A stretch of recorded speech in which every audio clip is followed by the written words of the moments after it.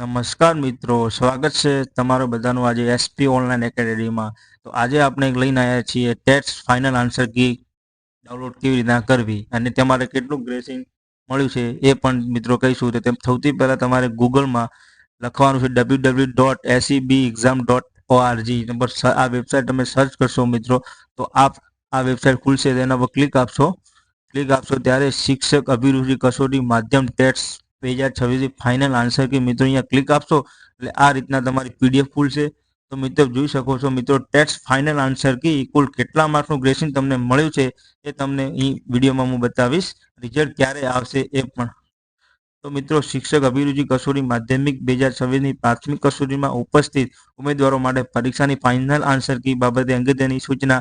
રાજ્ય પરીક્ષા બોર્ડ દ્વારા જાહેર ક્રમાંક નંબર ટેટ્સ 2026 2209 49 તારીખ 12/2/2026 અનુસાર 3/5/2026 રોજ શિક્ષક અભિરુચિ કસોટી માધ્યમિક 2026ની પ્રાથમિક કસોટીનું આયોજન કરવામાં આવેલ હતું।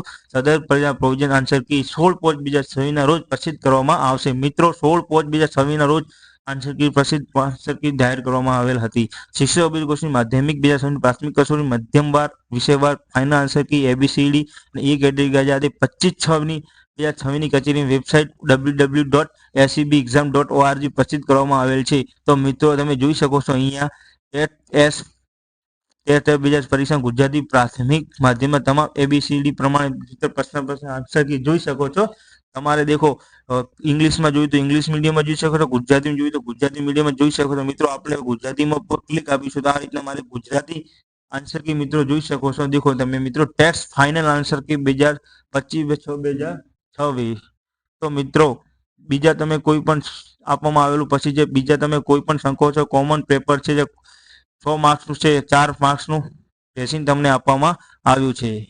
વિષયવાર જે તે એ ગ્રેસિંગ આપવામાં આવે છે। તો જો જોઈ શકો છો મિત્રો, પેપર એની અંદર 4 માર્ક્સનું ગ્રેસિંગ તમને મળ્યું આપવામાં આવ્યું છે। તો મિત્રો જોઈ શકો છો મિત્રો અહીંયા આન્સર કી।